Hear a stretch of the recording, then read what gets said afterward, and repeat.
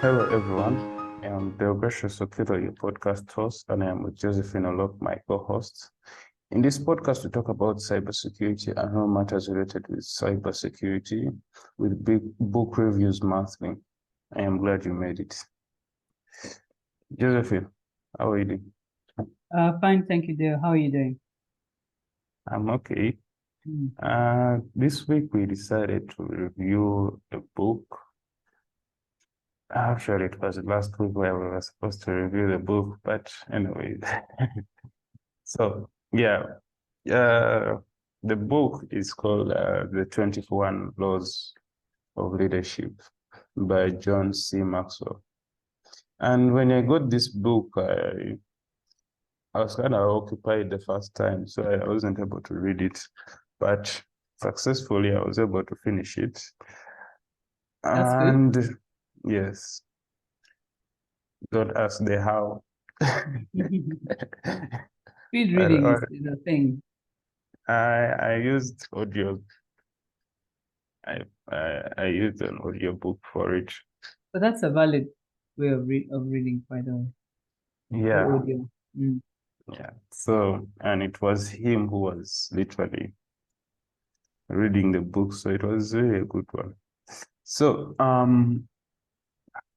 basically, there are 21 irrefutable laws, and the way the book is arranged is you find that he has placed one by one, starting from the first to the 21st. And basically, he introduces it, uses a story to relay the message, then, yeah, that's how he does his thing. And like any other, most of the books. So I think I will dive into the first part of the question, which is let's start with the first law, which is the law of the lead. If you could tell us a little bit about it, it's the first law. And yes. But maybe before we go to the law, I just wanted for me to summarize what I felt was the essence of the book before we dive into the laws, because you can think that 21 laws I have to, if I'm going to be a leader, these are all laws that I have to be good at. So I think first of all, it is understanding what a leader is, and I think he makes the distinction between a leader and a manager. Um, Being a manager, having a position will often give you influence over people, but they don't. If you the person who has that influence over people don't obey some of the laws, then you're not going to be able to do much more with your influence. You're not going to be able to get people to follow you. So when you say ask people to do things for you, they will not do it. And if you try to change the way things are done, then you'll get resistance. So basically, if you don't exercise that influence, you don't learn how to exercise that influence, in a way, people will not be able to follow you. So to become a leader, you need to honor some of these laws. But because there are 21 laws, I think there are very many laws. And I think he does mention that as a leader, he found that a lot of leaders do a lot of things well. So rarely do you find a very influential leader who has for instance, a bad personal life or things like that. So basically, it's saying that leaders have to try and do things very well. And then, having said that, um, you cannot be good at all the 21 as a leader. But what's important is to be able to evaluate your leadership and say, out of these 21 laws, what am I good at? Where are my gaps? And then And you appoint weaknesses. exactly. Then you appoint the people around you who can fill those gaps, because that is effectively what leadership is. You recognize that you have a weakness, and then you perhaps surround yourself with people who will complement you in your leadership. Of course, because they are laws, they can be learned, but they're all kind of interrelated, uh, and they are definitely the foundation of leadership. So yeah, so I think that's what I got out of it as my because every time I read a book, I'm like, okay, so what did I get out of it? But that's essentially what I got out of it. I was initially worried that I needed to be good at everything, all the 21 laws. But yeah, so when I read it and I thought, okay, I don't have to be. I can evaluate my leadership and plug the gaps. Yeah. Okay. So the first question is uh, the first law, which is the law of the lead. Could you tell us a little bit about it? Yeah. So the lead is basically your level of effectiveness. It's how far can you go. And I think the best example that it's almost like your leadership is limited by your vision. So it's like some people think vision is a big thing, but vision is also relative. I can be a leader and have a vision to um, to meet my targets. I can be a leader and have a vision to grow my business beyond Uganda or beyond wherever. So I think that is what the concept of a lead is. So I think the good example it gives there is the McDonald's story, the founders of the brothers who were limited in their ability to see how the franchise could grow.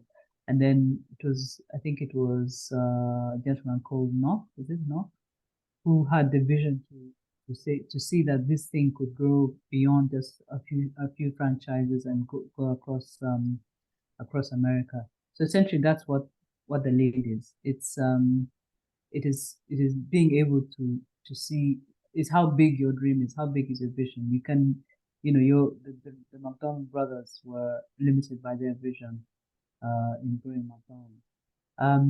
And what I learned from that, When it comes to that also, because if you go through the story, you find that they were having issues concerning scaling because them they were able to innovate, like having the paper plates instead of having the normal, glass plates and the drive-throughs and all that.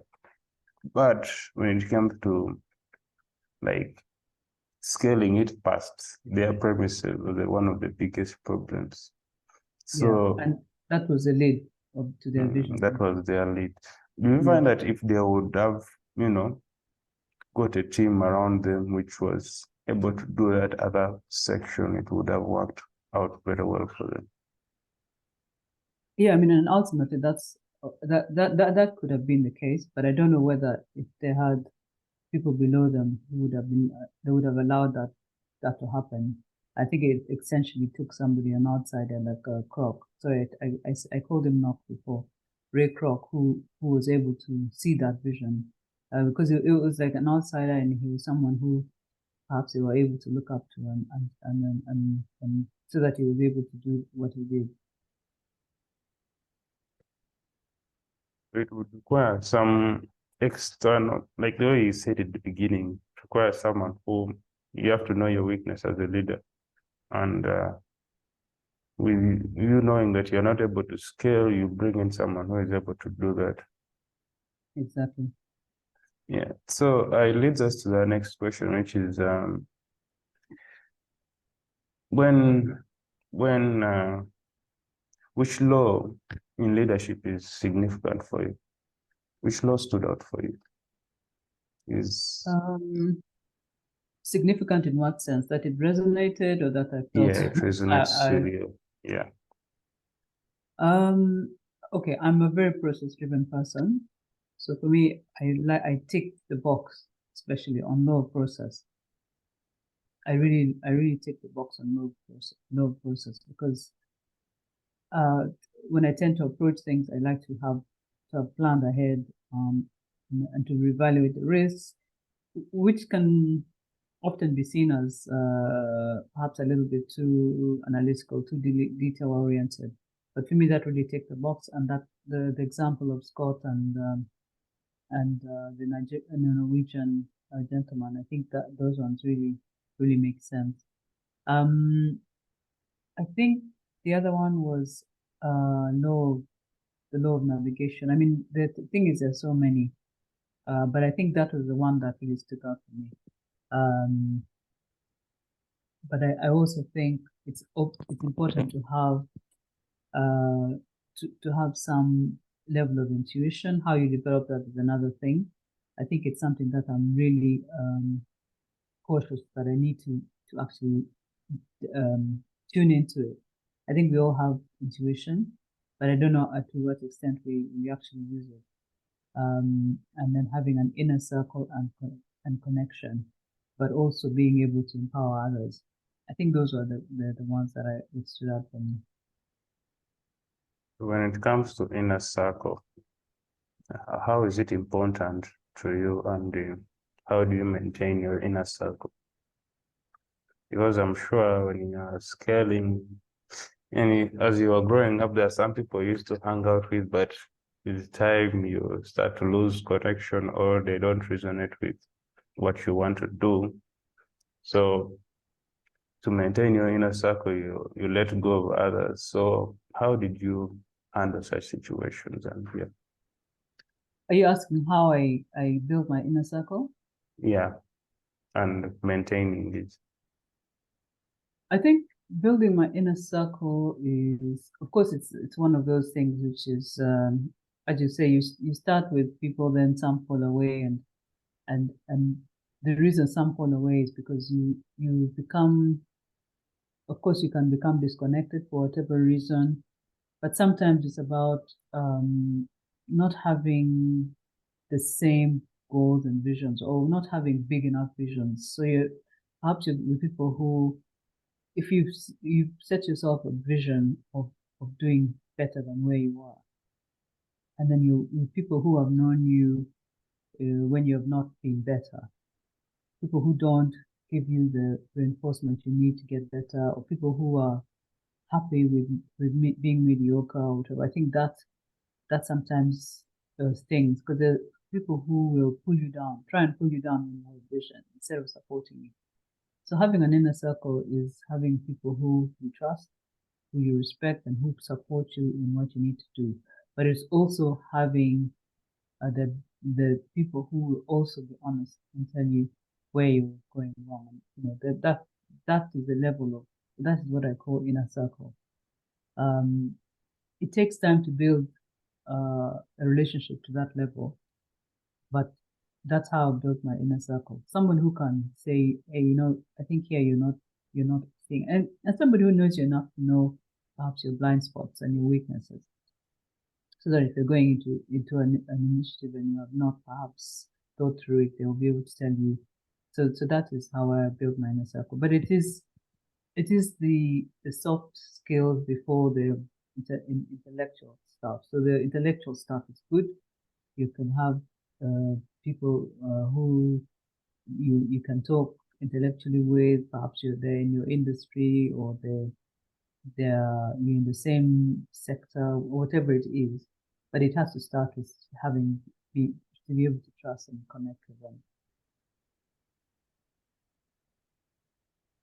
So now, like when it comes to business, or let's say there are particular sections of administration, who is that someone who you find has stood out for you in terms of the administration, and you'll be like, okay, this is the person who I go to? And when it comes, Yeah, I start don't know with if I that one. understand the question. The question is, there's a particular individual who comes into your mind when it comes to administration, Administration in what sense? like business administration. So like running a business? Yes. Yeah. So now, like the way you have Bloom Geo consultants, who is that person you would trust that, okay, if I'm not around, this is the person who I can rely on for such a situation. And these are my reasons why I find that this person is a good leader for such a situation. Yeah, that's a very tough one, Dale. I don't even know how to answer it. I knew I was putting you on the spot, but Yeah, I it's had a to tough coin it one. somehow. And there are many parts to it. So if I remember correctly, so the first part is I have a business partner. So the trust is 100% because we're both invested in the business. So the trust is 100% because we, as I said, we founded the business together, and you know, it's not in our interest to have the business fail. That's one. The second part was, okay, so if I have an issue with how the business is going, I think it's good to have mentors in the industry. I'm not going to name any names. People who perhaps are doing the same thing, people who have done the same thing that you can go to. So that mentorship is really important. Mentorship, coaching, but more mentorship, who you can go to for advice. And the thing is that advice needs to be, it doesn't have to be very specific to the issue. So, you know, you don't want to go and say, and you need to be a little bit cautious about telling your business to everybody, because the mentor may not be part of your inner circle. It could be somebody who provides you guidance on your journey, but may not be an inner circle. If it's inner circle, it's fine. But to be able to go and say this issue is really, really affecting me, these are the challenges I'm facing. How would you address it? Have you come across that in the past? Those kind of questions. So that's important. But obviously you need to pick people that you connect to, people who are happy to take your call. There's nothing worse than saying this person is my mentor, but you cannot even, if outside of say a formal mentoring, perhaps you meet once a month or whatever. If outside of that time you can't call them, then you know it becomes a little bit rigid. It shouldn't be that rigid. I think sometimes mentoring, I found that the informal mentoring gives me much more. It gives me much more support than the formal mentoring. The formal mentoring, I tend to over prepare, and I feel like it's an interview. I'm ticking boxes, you know. But the informal one, because it depends on what the issue is, you can ask anything. So yeah, so I think that is the second part of your question. Now I've forgotten the third part, and I don't know if I've answered them. Any one person who has stood out for you in terms of consultant? As I said, that's my partner, my business partner. That's yeah. Okay. Mm. Next is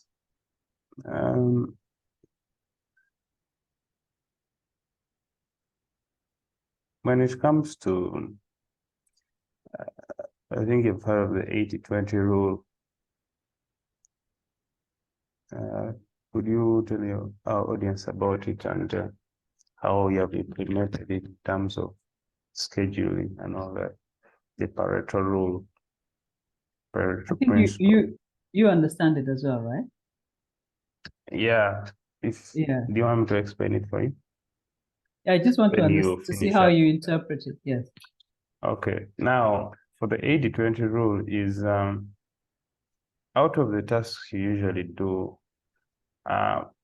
you get value for the money from the 20% of the initiative placed in.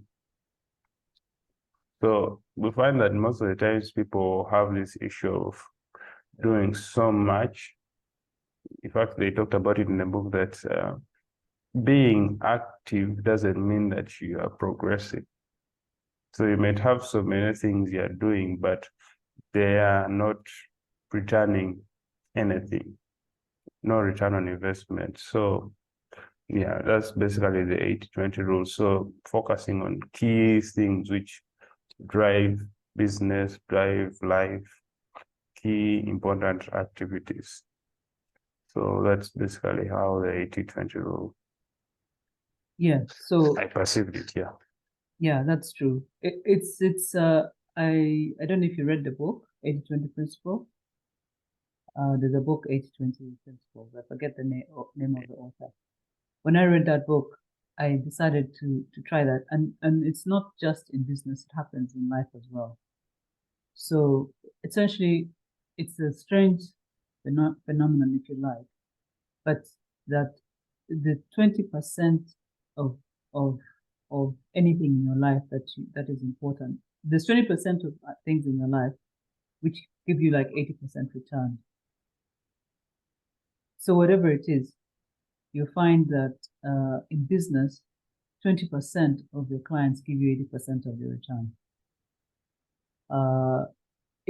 It's like it's just funny. It applies to customers.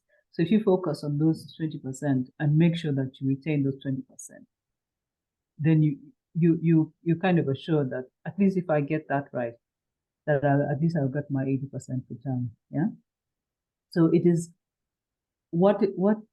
how it is basically how do you make sure that you prioritize what's important in your life? That is it. So whether it is your personal health, your relationships, and it's true that there's few people I have few people in my life who I feel give me the most return.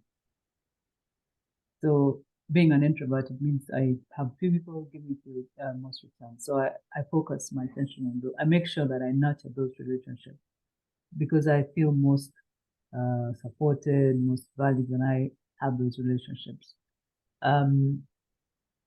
So even the hobbies, you find that during COVID, I think I signed up to a lot of webinars because that was what we did in COVID, Zoom calls, because you needed a distraction.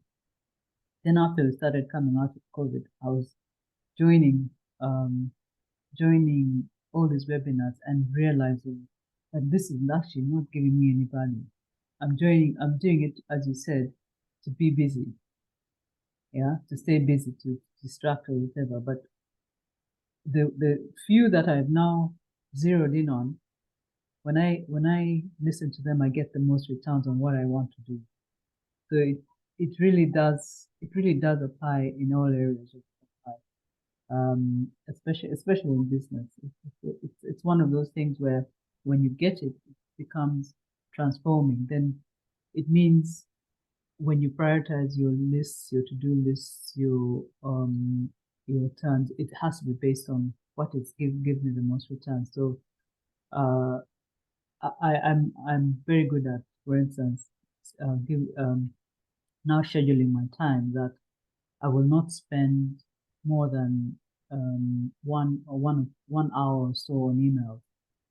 I read emails the way you read this book. I speed read emails, but you cannot spend that much time. Or I give myself 2 days out of the week, 1 hour, 1 or 2 hours on social media. So because it's not a great return on social media, is for me doesn't give me a good return. So you just prioritize your life so that you're prioritizing the most important things and giving that, and which gives you the most return, and giving that your most attention. Yeah. So I feel like you're also a person who is very good at timing, especially like in the book, we have that law of timing, like choosing the right time to to penetrate the market and all that. I feel like you're one of those people who has that intuition of, timing. Why do you say that? I don't. I think Well, I've a been good lucky. example would be this podcast. Like very few people on such platforms, but you picked an interest in it and you're like, let's go and do it. And yes, and like the way you told me you transitioned from Bloomjo consultants from software development to fintech because of the way the market was changing, and you found that yes, this is something which is going to be fruitful in the future. That's why I say you're good at timing. So what are those things which usually trigger you to be like, okay, let's go with this? I think it's thank you for saying that, but I don't think it's me and timing. It's sometimes about technology. Because when you look at how the company started, okay, we saw there was a gap in the market. in terms of having locally developed software. Most of the solutions on the market were off-the-shelf packages where you buy the solution and hope that it meets your needs. And a lot of times it didn't, but it was also expensive. So we looked at, we saw there was a gap there where if a customer wanted something very specific, you are able to then say we can develop it to actually meet your needs. So that is, I think it was exploiting opportunity. I don't know about timing. Then with the transition into fintech and all that, I think it's more about the industry, how things were changing, technology was changing. I think web-based application became easier to do. I mean, of course, with the internet, you had to start having web-based applications. So that's one of the things. Even the career things, transitioning out of the corporate, I think that's just how it is. You get to the end of your career, your corporate career, and often it's about when you get to that stage, you have to assess, what do I do next? Because I was in the stage where I was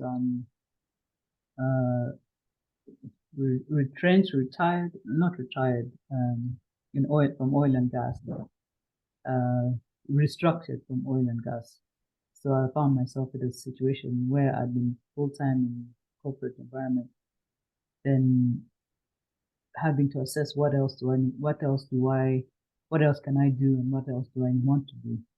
Yeah. So, but I thank you for saying that, but I didn't really connect being with too this timing. modest, but I didn't connect very strongly with the timing, because I was like, yeah, it's good to have it, but it's I think it's it's one your of those luck introvertness of the speaking draws. right now. No, I think it's a luck of the draw, honestly. But thank you for saying that. I'll assess again. I'll evaluate myself again on You're being too much of an introvert.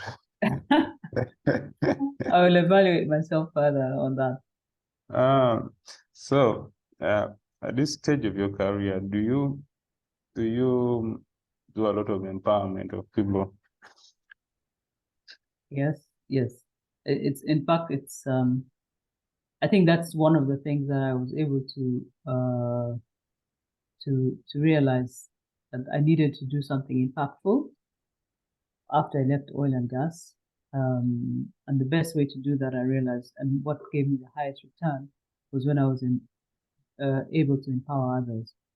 So, however the opportunity presented itself, initially I didn't do formal mentoring, but I did mentor and support, people I'd worked with, people I'd been a leader to. I was happy to provide guidance on anything that they needed. So that I felt gave me a lot of satisfaction. So it gave me a lot of reward. It made me feel that I was making an impact. Then I also joined a mentorship group called Girl for Girls, where we mentor young women, basically empowering them into leadership. And I think that has really helped. Structured program, but out of that comes a lot of connections, a lot of friends. But I do find most value in being able to empower others, and it's also about um, giving back some of the knowledge I have, but also seeing myself in the young version of myself in other people. Because now I've grown children, but when I see, say, a young lady struggling, how sometimes you go to a restaurant and you see a young waitress maybe struggling, or maybe she's new and she's struggling older. Uh, I, I always look at her as perhaps I always imagine that was my daughter and somebody was being disrespectful. So I try to not be disrespectful, but I also feel that we need to be able to give support and empower people when they're just getting into jobs, when they're just starting out, when they are perhaps lacking confidence. I think we need to be able to support them in that. So yes, so I really do enjoy that. Yes, talking about that, it triggered a question of there's always that fear people usually have with empowerment. And I believe the book highlighted some of them. One of them being is fear of losing your job because you have empowered someone. How would you speak to that? I think if you're afraid of people getting better than you, then you're not a leader. Because a leader needs to be able to have. I think most people in leadership positions understand that they cannot know everything, and they also understand that the people around them in organizations have to be better than them. Otherwise, why would they be in that position? So, for instance, if I'm the managing director of a company and I've appointed a finance director, how can I be afraid that the finance director is the best finance director they can be? That's something that doesn't make sense. Because if I'm better than him in running the finance business, why is he there? Yeah. So I've always felt that you have to surround yourself with the best people in their different things, but you also have to look. You see, it's the story, the analogy of once you reach up there, you need to be able to turn back around and reach out and help somebody, because even you are helped to get where you are. So I think thinking that somebody will take over the job is a very closed mindset. I think there's enough opportunities for all of us. And I think that's a mindset that leads people to not being able to move on. Your position, you've been given a position of leadership. There are leaders coming up behind you. You're empowering and supporting them. When it's your time to move on, do it gracefully. Leave the stage and let somebody else step in. But it doesn't mean that that is the end for you, because we also continue to grow, even outside of just a positional role. We need to be able to continue to grow and see ourselves as more than just a in a positional role. I think that's important. Uh, and as I said, it's a closed mindset if you believe that empowering somebody it disempowers you. I think empowering somebody empowers all of us. Okay.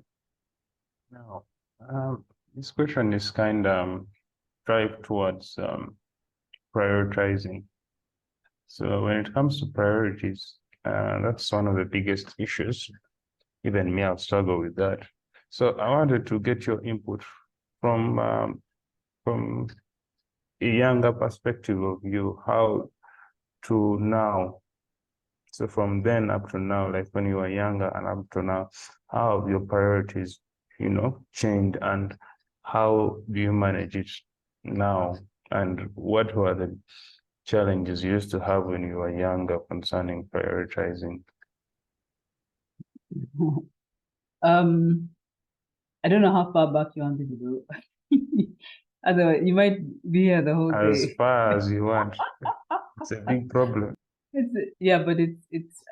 I don't want to go too far back, because then we'll be here the whole day. So I think of course, it depends very much on where you are in your life. So when you just joined the work environment, you're in your 20s, more flexible, more able to work really hard without worrying about what's happening at home, for instance. So yes, when I was in my 20s, I worked hard, but not with a level of seriousness, because I didn't have a levels of seniority. Yes, I was middle management, but I also was able to balance. I never felt that pressure of leading people or having too much responsibility. So able to balance working hard, but also having a good life outside of work. So the balance there was good. And then comes more responsibility in the workplace, then children, family, and not having. So that was, when you're getting 30s, 40s, that becomes now a very difficult balance to have, because then that is where the expectations of you are really high for both areas, where it is you're now perhaps a leader in the workplace. I was the leader in the workplace, and also having a young family. So it was always a challenge to do that. And people often say, you need to balance, but there's never a balance. So sometimes you have periods where you're working, many, many long hours and the family is losing out. Of course, the good thing, the thing is that you have to compensate. When you're at home, you have to be at home, even if it's for a short time. So it is a hard balance, but it's making sure in the work that you're prioritizing what's important for you as a leader. You're setting direction and delegating to your team sufficiently to enable them to run as you want them to run. I mean, as the priorities are, and then you're also making sure that you're taking care of home by also delegating and making sure you're also prioritizing that delegation. So delegation isn't you need to make sure you're doing this. Delegation is our priorities are to make sure our systems are up and running. End of day is done. The big thing. How they do the other thing, you cannot delegate that, but you have to delegate the priority, the things that are important. At home, it's make sure the kids have eaten, homework is done, those things. Now, the other things doesn't matter, yeah? As long as those are prioritized. And then now in later years, because now the family, there's not so much pressure at home, even at work, my roles are much more strategic. Then the priority becomes having a balance across all the areas. They talk about work, life, spiritual health, all that. Suddenly your health becomes a priority. Before, honestly, to be honest, uh, when I was working hard and had family, very difficult to prioritize self-help, self-care, and all that. Now it's much easier because now I have the time. Yes, it was a priority. Obviously, eating well, putting in the exercise when I could, but now it's something that I can do. I can really, really prioritize because I have the time to do it. So yeah, so that's how. Now, understanding still that, but now in line with momentum. I believe in the book they call it the big mo. With the like what you're prioritizing and all that, but you're not seeing things working. Sometimes it's very frustrating to proceed. So how did you manage such situations? Stubbornness and persistence.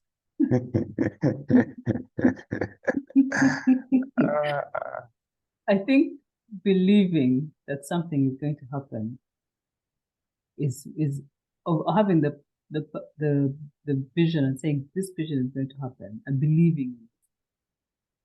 That is what makes me stubborn about it. If I really, really believe. Of course, if I don't, then at some stage it's like, really, this is not working, and it ends there.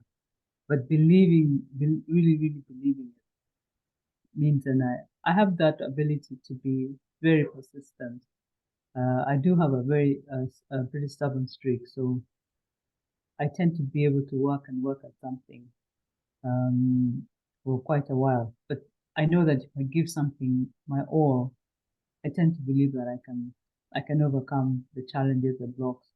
Yeah, and sometimes I stop and pause and think, okay, I want this to happen, but I keep doing the same thing. Should I try something else? Should I consult someone? Because sometimes you come across a wall and you're like, no, I can't. I'm done. It's finished. But I always have that nagging thing that perhaps if I persisted, perhaps if I consulted, perhaps if I tried something different, I would have been able to move forward. Um, and of course, there are times when you fail completely, but I think sometimes persistence pays. Um, and you need to be able to evaluate and see if it's costing you too much, perhaps in your health, if it's you're throwing money at things, perhaps you need to be able to evaluate and say perhaps it's not working for me. But I do find that I'm quite persistent, quite stubborn about getting things done. So yeah. You had to find out how stubborn you are, but anyway. Nowadays I'm much less stubborn, but in my younger years I was a lot more Oh yeah, stubborn. stubborn at the right things nowadays. Yeah, it depends. If it's too much energy, maybe not. Uh, Yeah. so among the leaders you've read in the book, who literally stood out for you and you're like, yes. Um, I would say, of course, it has to be a woman. I'd say Mother Teresa. Yeah, Yes, that's a good one. yes, Mother And what Teresa. was it that stood out for you in her story? It's just that her ability to influence. I think when we look at leaders, we often imagine, and that's the stereotype we have of this big guy, who's commanding things, and and has followers who follow him because he's done great things. But when you first of all, as the author describes, when you see her, she was a small woman, you know, it was hard to imagine that she would command so much respect and have so much to be, able to build her missionary and talk to leaders to the extent where she's putting everybody up in a room when she lectures them about I can't remember what it was. Was it about uh, abortion or whatever it was? But I think she had that commitment and purpose, which really really drove her to do this. I just admire her ability to get done what she did.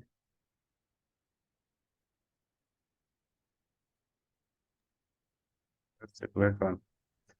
Um, so about that also, I think we highlighted something to do with intuition to some point when we were talking about you knowing. I think when we were talking about the timing, the law of the timing. No, yes, your intuition. In which circumstances do you find that it has helped you? My intuition. That's why I said I want to be able to use it more. I don't know if I can say that I have been able to really, really dial into it.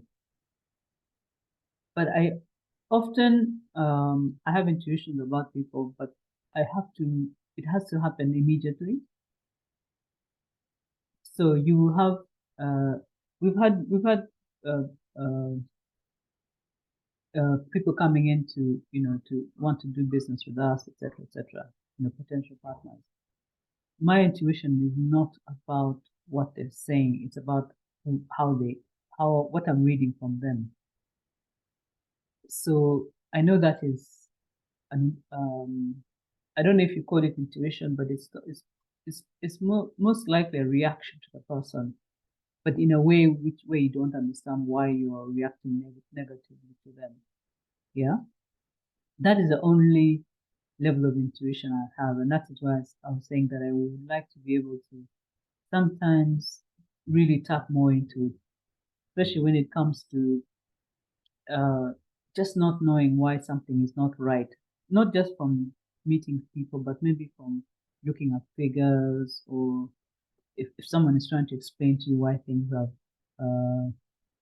not gone the way they are, reading between those lines. I know that I have developed a sense of, I know, okay, I always know when someone's not telling the truth most of the time. I think 99% of the time. So my children were quite surprised. We were always very surprised that I would be able to tell when they were lying. And I don't know how I did that. And I can always often tell that with my team when they're not really being straight. But just to be able to refine it a bit so that I'm able to use it more, um, to read between the lines almost, to try and get the sense that something is not right, and then to further investigate what that thing is. I think that's where I want to be with the intuition. At the moment, I think it's very unrefined, if you like, and I do, yeah. I don't know, how do you see the intuition? Well, studies have shown that ladies are very good at detecting such things like someone lying and all that. And some people, I think I've read it in some book about how a guy who used to go with his wife when, you know, spending time with someone who they're planning on doing business with, and the woman could easily detect when the person was, let's say it was, I think the story was about golf and the way the guy was cheating in golf. And the woman was like, no, you wouldn't trust him with, if he's cheating on such small things, now with business, just imagine the level of that. So yeah, I feel like it's one of those key things. That's why me, it's always the small things which always trigger me. I'm like, no, this is not a person to deal with. Because if this small thing is really, showing that he's not competent enough to do it, then the next one, I don't think will be able to do it. Yeah. Yeah, and to make it worse is if you're already still like at a young level and you're still showing those signs and symptoms, it's not a good picture. Anyways, speaking about that, now when it comes to, I know you as a person who is doing a business and who has had kids, and yeah, there's the level of sacrifice when it comes to family and business. So definitely, my question is, what are those things which you have really had to sacrifice to reach where you have reached? Sacrifice in the sense that, okay, all right. There's been a number of sacrifices. I must admit. There's been professional sacrifices where I have turned down international jobs because of family. So, and then there's this personal sacrifice where I have sacrificed my health over work. Yeah. Um, I think those are the main ones. But I think when you say when you then say, what have you sacrificed to reach where you've reached? I guess that is what it is. But when I look at where I've reached, I don't know whether I would have done better if I had not sacrificed. I don't know if you get it. It's almost like you've got to go through the hard stuff to get to where you. So I don't say to myself at this I feel stage that like I the regret. pain outweighs the. Yeah, but it's very difficult to live a life which is not full, which doesn't have pain. Or, because without pain you don't gain. I think if for instance I'd taken an international job, perhaps I would not have had a family. If I had not had that hard work ethic, perhaps I wouldn't then be able to give back from where I am now. I mean, I think it's one of those things where it's difficult to really say. For me, where I stand now, I can't say I regret anything that I did or that I didn't do because most of the times I was doing it at the time in the interest of my family or the best interest of the business I was in or the work that I was in. So at that time, it was the best decision that I had taken. So living, for instance, looking back and regretting, I don't think it helps at all.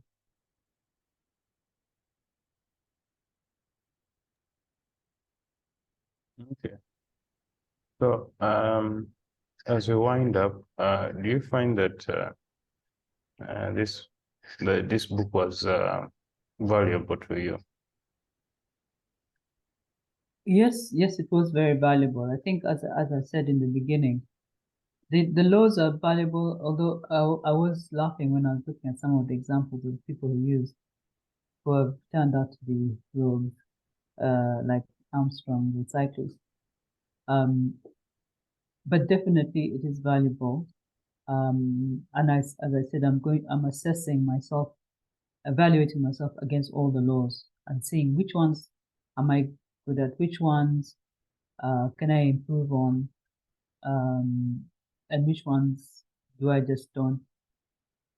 I'm at a negative. Maybe I just need to get somebody who can help me with that area in my leadership journey. Because if I'm not able to lead well with that law, whatever that law might be, then perhaps I need to be tapping into somebody who has that, who's good at that law. So I think that it has been very useful. And I think I'm still going through the evaluation process of my leadership style and seeing where I do well. There have not been, there's some laws which I've not really grasped very well. I think like the law of, perhaps you can tell me, there's a law of, there's so many. Let me just go through. Do you have the list of laws there? Let me go through one by one.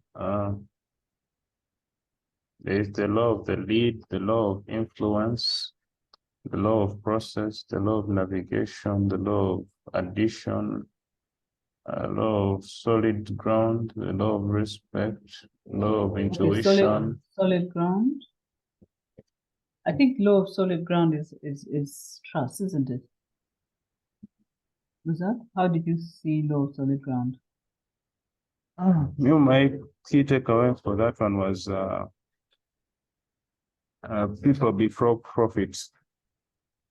Law of solid ground. Yeah, that was my key takeaway.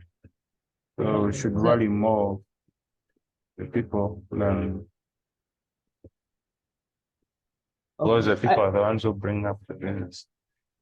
I thought it was that you need to build a foundation of trust. That's the one where it talks about the Vietnam War, right?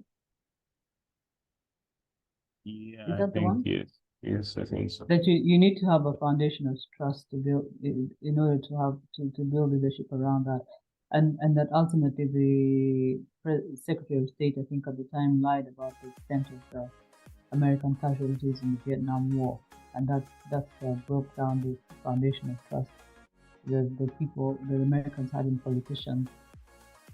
Okay, no, that's fine. Go on.